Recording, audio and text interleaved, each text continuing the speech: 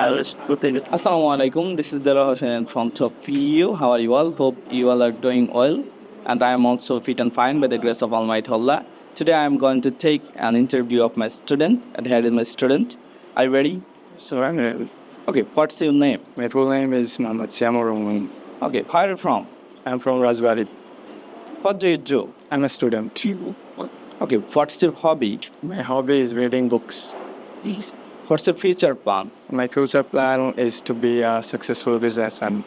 Okay, what's your mother name? My mother's name is Sabina Khatun. What does your mother do? She is a homemaker. Okay, who cooks in your house?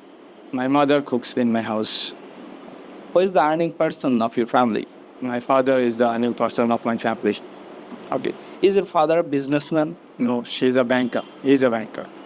Okay, are you happy with your family? Yes, I'm happy with my family because my family loves me very much. Okay, how many members are there in your family? There are 4 members, including me and my family.